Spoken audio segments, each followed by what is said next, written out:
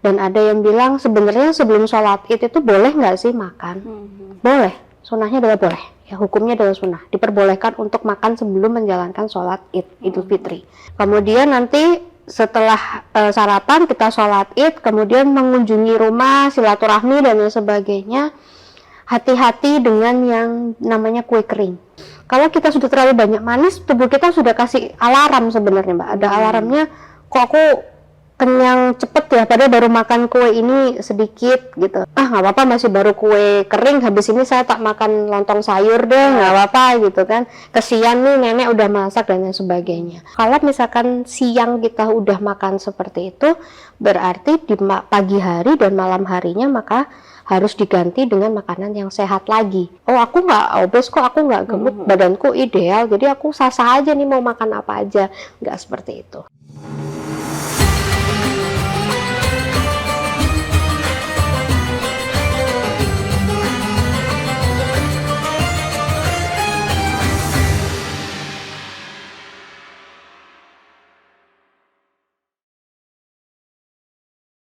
Assalamualaikum Tribuners, kembali lagi bersama saya Nurika Anissa di podcast spesial Ramadan Wanita dan Islam bersama Tribun Jatim Network.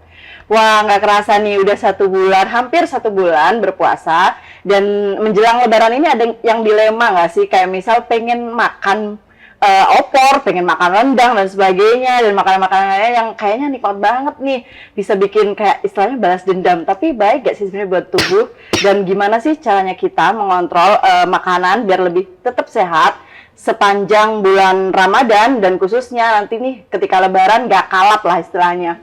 Dan di sini di studio saya nggak sendiri nih, karena sudah ada Ibu Paramita Fiantri, SGZ RDM Biomed dari UNUSA, dan beliau juga PIC UNUSA UNICEF. Halo Bu, salam kenal, selamat datang juga di Tribun Jatim. Oke. Bu Paramita ya berarti ya. Bu Paramita, gimana sih kayak misal nanti bisa dikasih tips buat Tribuners juga cara menjaga pola makan dan sesuai dengan gizinya nih ketika jelang Lebaran nanti. Soalnya kan kita biasanya Lebaran suka icip-icip ya, dan icip-icipnya kadang juga banyak gitu istilahnya dari rumah ke rumah. Nah mungkin Bu Paramita mungkin bisa diperkenalkan dulu, kemudian nanti kita ngebahas soal bagaimana sih menjaga pola makannya sesuai dengan gizi yang seimbang ya ketika Lebaran. Oke, halo Tribuners, salam kenal, nama saya Paramita Fiantri, panggil saja saya Ibu Mita. Saat ini saya bekerja sebagai dosen Prodi S1 Gizi Universitas Nahdlatul Ulama Surabaya, dan juga sebagai PIC program gizi untuk program kerjasama UNUSA dan juga UNICEF di Jawa Timur. Nah, tadi Mbak Ika tadi menanyakan pola makan yang seperti apa sih yang seharusnya ya di saat Lebaran atau menjelang Lebaran. Oke, kita kan sekarang sudah menjalani puasa hampir selesai ya Mbak, hampir 1 bulan penuh kita berpuasa, otomatis kembali lagi tubuh kita harus beradaptasi. Beradaptasi artinya kembali ke settingan awal yang tadinya pada saat puasa 1 bulan makannya hanya sehari 2 kali gitu kan, kemudian selama 14 jam nggak makan sama sekali atau berpuasa, di mana pencernaan kita, tubuh kita sudah beradaptasi dalam mengatur bagaimana asupan yang sesuai gitu. Kalau mungkin sebelumnya saya pernah menjelaskan bahwa ketika kita puasa, maka yang harus dijaga adalah asupan dengan gizi seimbang. Mengacu pada isi piringku programnya Kementerian Kesehatan, di mana di dalam piring itu berisi karbohidrat atau nasi dan teman-temannya itu golongan nasi. Kemudian ada protein hewani, protein nabati, ya, kemudian sayur, buah dan juga air putih gitu kan. Nah, ketika Lebaran seperti apa kira-kira pola makan kita? Sebenarnya tidak ada yang berbeda. Yang berbeda hanyalah waktunya, frekuensinya. Kalau tadinya 2 kali, ini jadi 3 kali. Kita bisa makan siang lagi.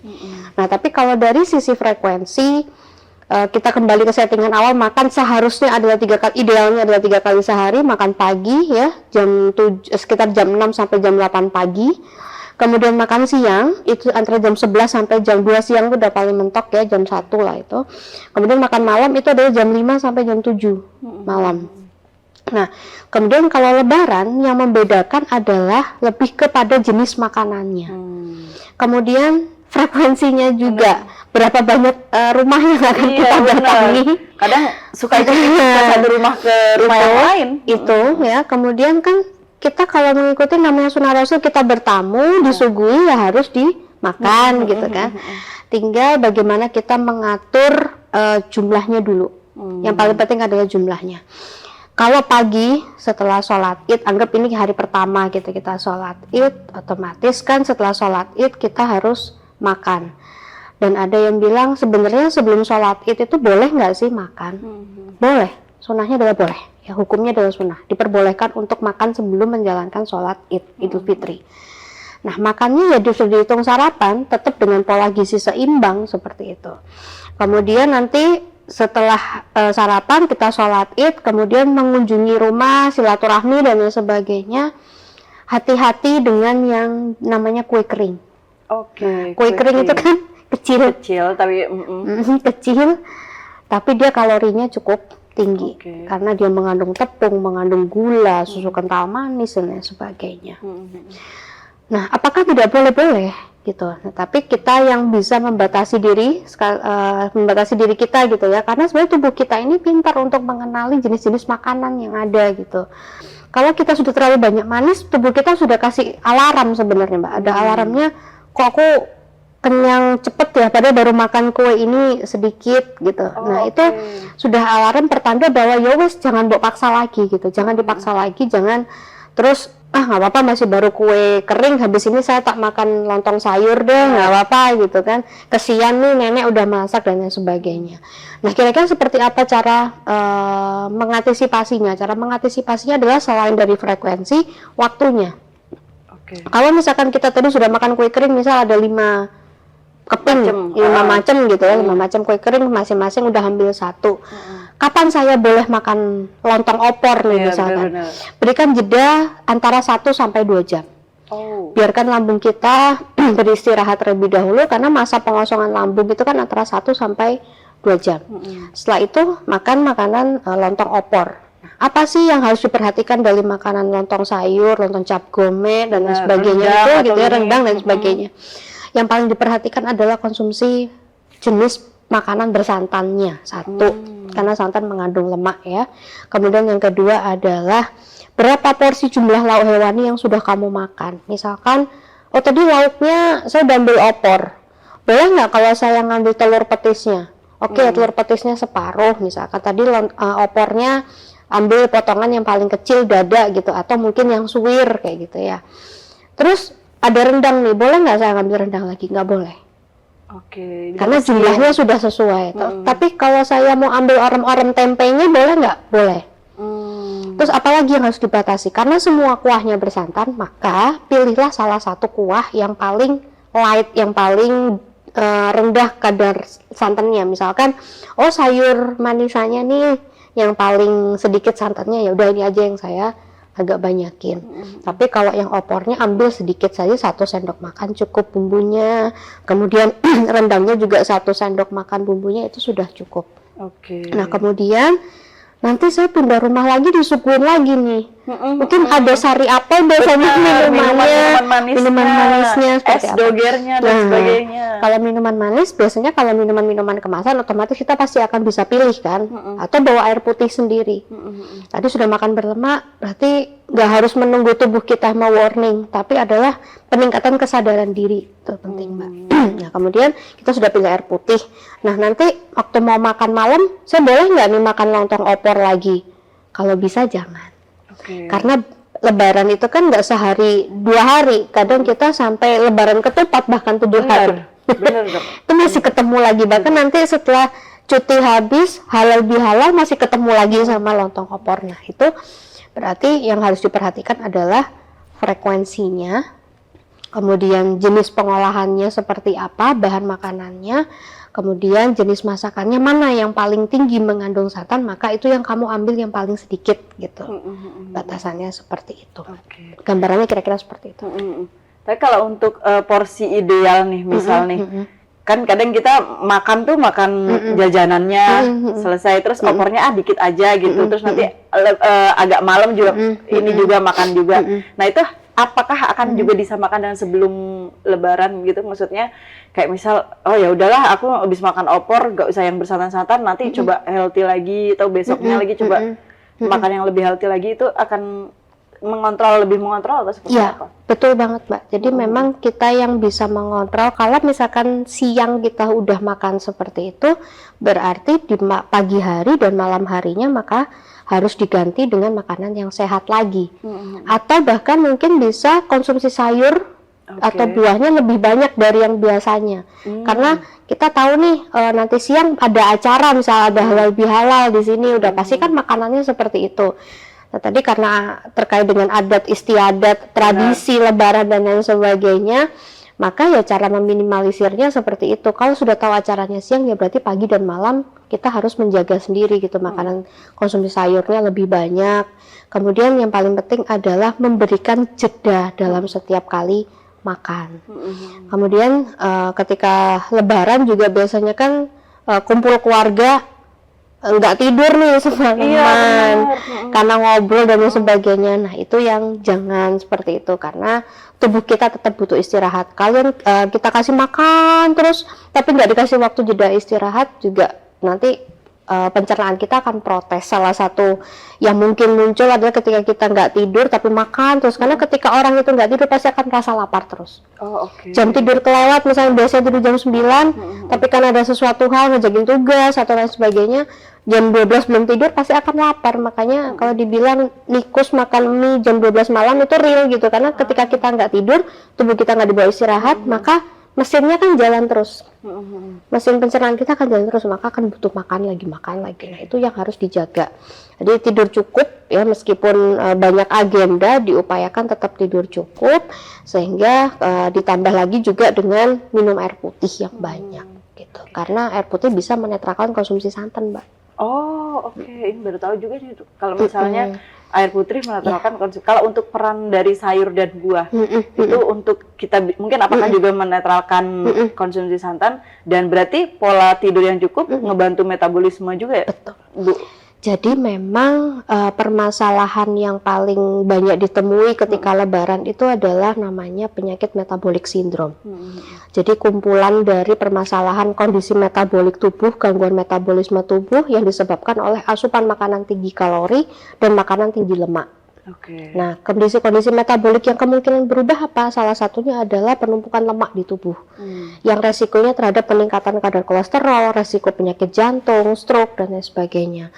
Kemudian penumpukan gula, ya, makanan dan minuman yang manis, kue kering, dan lain sebagainya, itu juga bisa memicu terjadi resistensi insulin, akhirnya resiko diabetes yang meningkat. Itulah kenapa kadang banyak orang ketika Lebaran kok rumah sakit jadi lebih penuh ya daripada pada saat puasa. Nah, karena pada saat puasa itu tubuh kita melakukan detoksifikasi secara alami gitu, karena adanya jeda makan itu tadi mengistirahatkan. Nah, tapi ketika Lebaran seperti yang Mbak bilang tadi ada balas dendam sebagainya, itu yang menyebabkan resiko penyakit metabolik itu muncul dengan sendirinya. Bahkan bisa saja berangkat dari orang yang tadinya nggak obesitas, gitu. Nah, jadi jangan merasa, oh aku nggak obes kok, aku nggak gemuk, badanku ideal, jadi aku sah-sah aja nih mau makan apa aja. Nggak seperti itu. Jadi tubuh kita tetap harus dijaga dengan asupan gizi seimbang. Konsumsi kalau sudah merasa makanannya banyak berlemak, maka harus membalas dendamlah dengan yang positif, yaitu konsumsi sayur dan juga buah, karena vitamin dan juga mineral itu yang bisa menetralisir asupan lemak yang berlebih, khususnya lemak jenuh yang ada di dalam tubuh. Gitu. Ngomongin soal metabolik tadi, ada kelompok usia yang paling rentan kah, Bu? Misal dari pola makan yang tidak sehat gitu. Kalau metabolic syndrome sendiri dari usia muda pun beresiko, dari usia muda pun beresiko.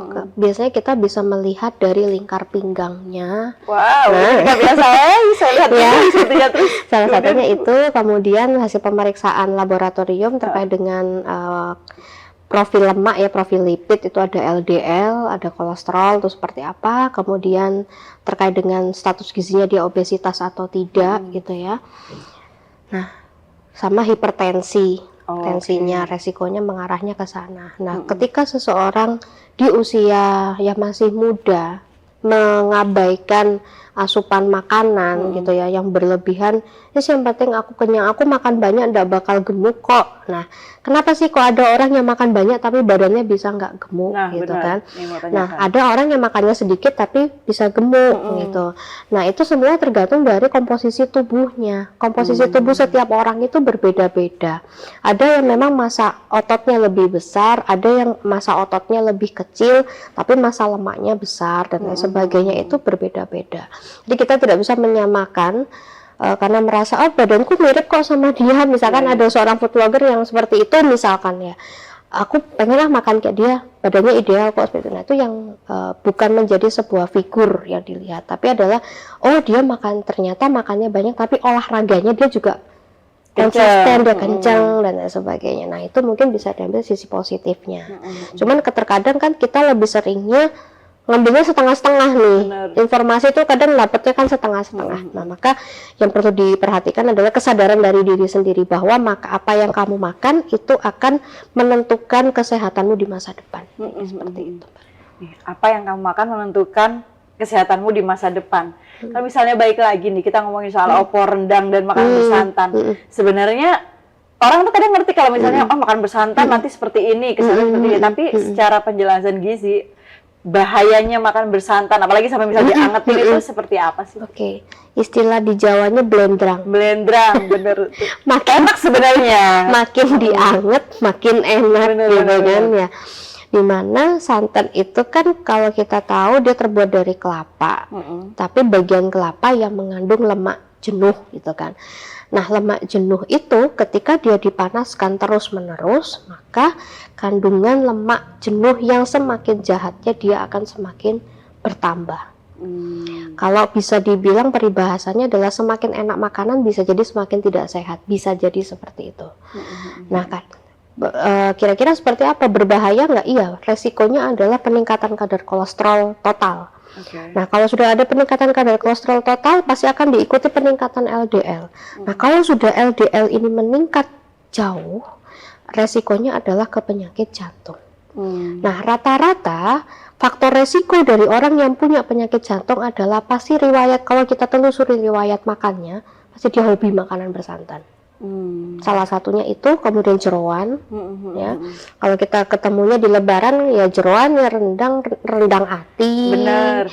Kemudian di ini juga di balado dan sebagainya. Nah, seperti itu. Kalau misalnya kita ngomongin puasa dan Lebaran juga nggak akan lari dari gorengan. Mungkin ini juga perlu disentil nih, karena Lebaran juga pasti ada juga gorengan gitu. Nah, itu juga sama bahayanya dengan bersantan kah? Iya, sama aja Mbak. Karena kita kalau apalagi gorengannya beli ya, kita nggak pernah tahu minyak itu sudah dipakai berapa kali. Kemudian dia masuk kategori minyak jelantah atau minyak curah atau lebih dari itu gitu kan. Dimana minyak-minyak yang sudah lama berulang kali dipakai, dia pasti sudah mengandung lemak jenuh yang cukup tinggi atau bahkan sangat tinggi gitu. Nah, resikonya kalau misalkan kita merasa sudah terlalu banyak makan gorengan, salah satu warning yang ditimbulkan oleh tubuh kita itu adalah baru makan 2 gorengan ketika dalam perut kosong pasti udah merasa kenyang terus penuh perut. Oh, kayak begah gitu ya, mungkin. Nah, nanti sampai siang pun dia kuat, rasanya kuat nggak makan. Tapi nanti ketika misalkan sore gitu jam 3 terus dia makan gitu ya, makan nasi, pasti dia akan merasa kok perutku aneh ya rasanya. Nah, itu adalah salah satu efek ketika makanan tinggi lemak itu masuk ke dalam tubuh kita, merusak metabolisme tubuh, khususnya metabolisme semua zat gizi yang masuk gitu kan. Akan sayang sekali ketika dia doyan sayur tapi hobinya ngemil gorengan gitu. Nah, sehingga resiko penyakit yang ditimbulkan itu juga akan semakin berat. Gitu. Saya suka nih kalau ngomongin kuliner ya, makanan, tapi memang ada agak disentil sama kesehatan gitu tuh, suka kayak mengingatkan kita ngebayangin enaknya opor, rendang, tapi narik diri juga nih buat kamu sehat harusnya yang seperti ini gitu. Tapi kalau misalnya gini, Bu Mita, aku nggak mau makan lontong, aku nggak mau makan nasi gitu seharian ini. Cuman aku pengen ke proteinnya nih, kayak misal nyendok telurnya gitu, telur baladonya gitu, atau mungkin orek tempenya gitu. Itu juga ada porsi yang harus dibatasi atau seperti apa? Tanpa makanan, tanpa karbohidrat lah istilahnya. Oke. Jadi sebenarnya kalau mau dibilang tanpa karbohidrat, kita mengenal dengan istilah tiger diet, Mbak.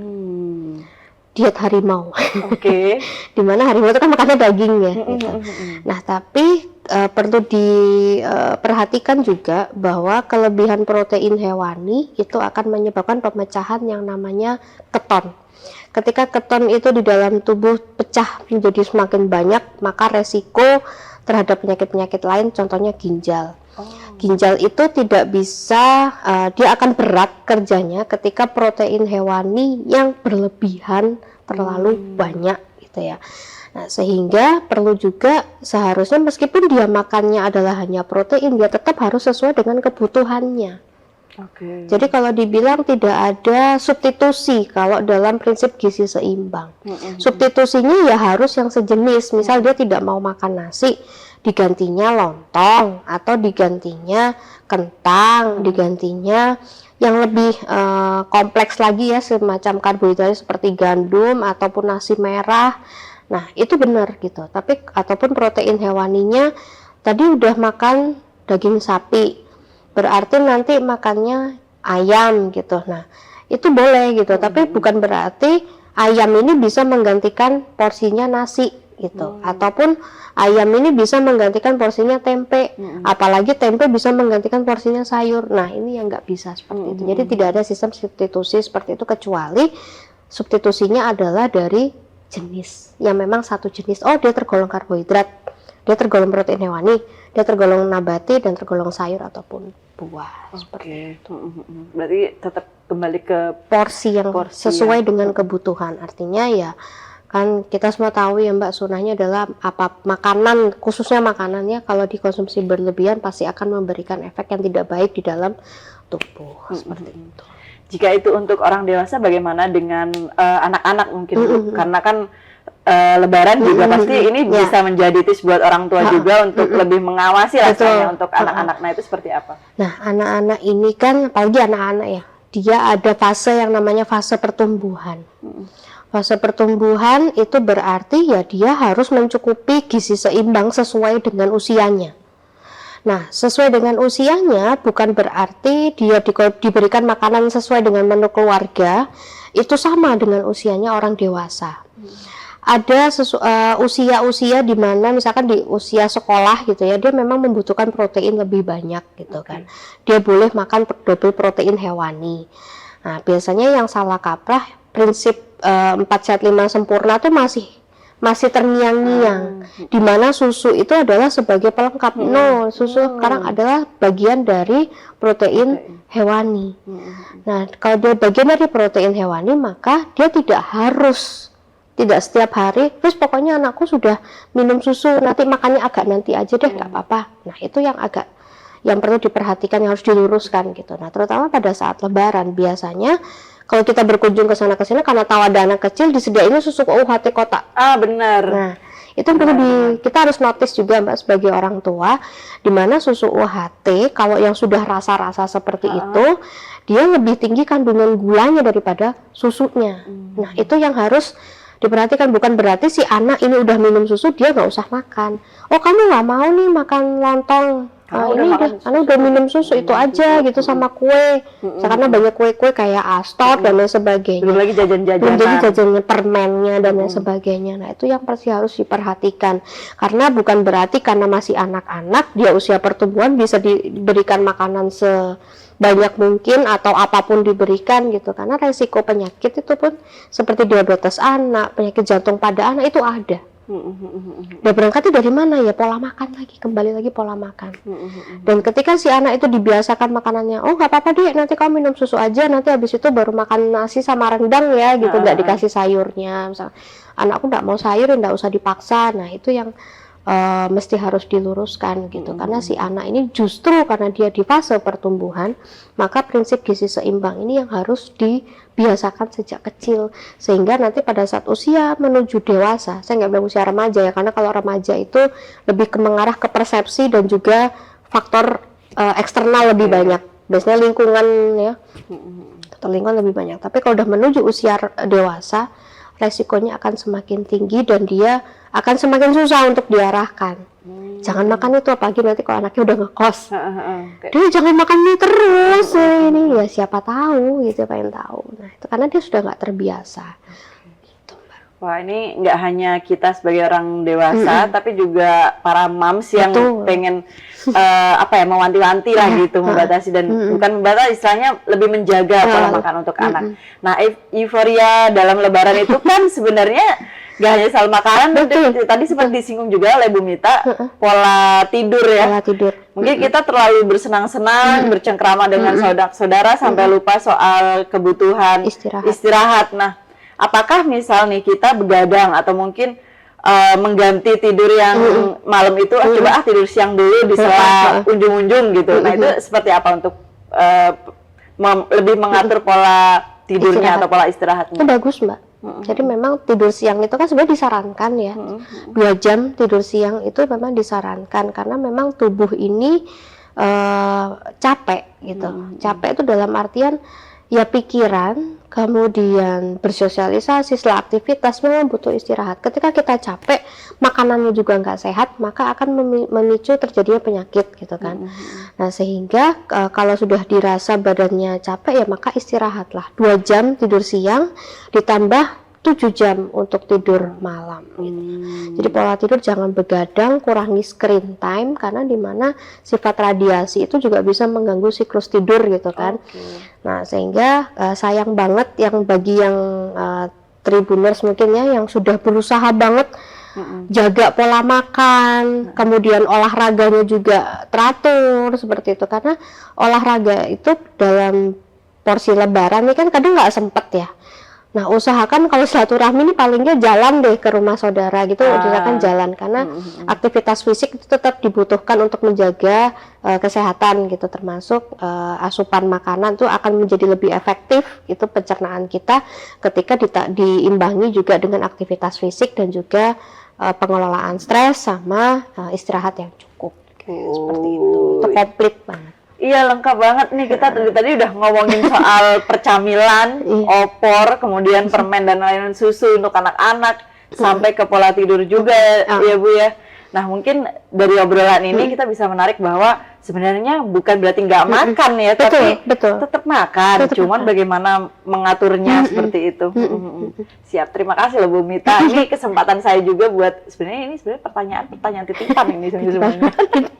Baik Bu Mita, terima kasih atas waktunya, atas sama-sama, terima kasih. Mungkin yang terakhir Bu Mita ada pesan juga untuk para Tribuners biar tetap bisa enjoy makannya ketika Lebaran, tapi tetap mengontrol gizi dan juga porsinya tadi. Oke, jadi Tribuners gitu ya, sebelumnya saya ucapkan selamat Hari Raya Idul Fitri gitu ya, mumpung menjelang gitu ya Mbak, selamat Hari Raya Idul Fitri bagi Tribuners yang merayakan. Semoga Tribuners tetap dalam kesehatan gitu ya.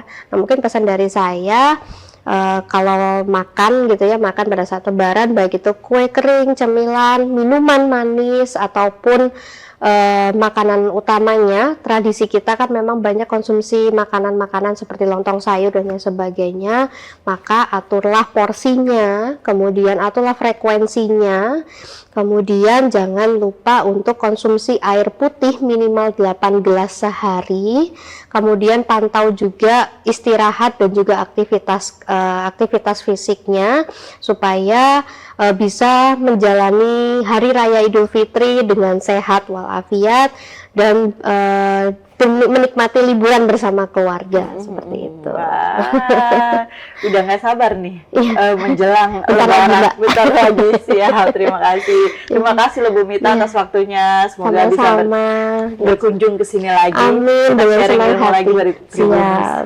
Dengan senang hati. Ya Tribuners, itu tadi obrolan kita bersama saya dan Bu Paramita untuk terkait masalah gizi seimbang nih. Bagaimana, tadi Bu Mita udah nyampein banyak pesan dan semoga ini menjadi bermanfaat bagi kita semua. Dan jangan lupa terus tetap tonton podcast kami karena ada banyak program soal kesehatan juga di Tribun Jatim Network, dan see you kembali ke episode selanjutnya.